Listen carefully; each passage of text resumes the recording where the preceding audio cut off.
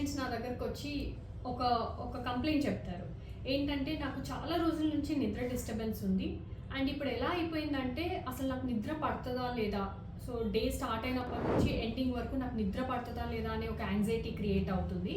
ఈ mental health issues కోసం నేను సర్టెన్ సైకాట్రిక్ ట్రీట్మెంట్ తీసుకుంటున్నాను, లేదా కౌన్సిలింగ్ తీసుకుంటున్నాను. బట్ స్టిల్ నా anxiety day to day increase అవుతుంది కానీ తగ్గట్లేదు అని. Please remember that this anxiety, which is caused because of your sleeplessness or sleep issues, it is called bed anxiety. Yes, ఆ medications మీకు హెల్ప్ఫుల్ ఉండొచ్చు, లేదు అని అంటే కౌన్సిలింగ్ కూడా మీకు హెల్ప్ఫుల్ ఉండొచ్చు. But if it has to be 100% effective, then ఈ యాంగ్జైటీ కాజ్ చేసిన స్లీప్ ఇష్యూని we have to identify and treat. ఎప్పుడైతే మనం అండర్లైన్ స్లీప్ ఇష్యూని ట్రీట్ చేస్తామో అప్పుడు ఈ యాంగ్జైటీ అనేది కూడా తగ్గుతుంది.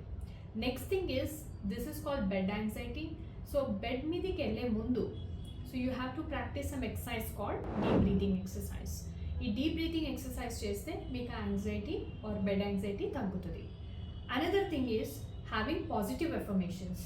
మీ బ్రెయిన్ ఎలా ఆలోచిస్తే అలాగే మీకు జరుగుతూ ఉంటుంది. That is called affirmations.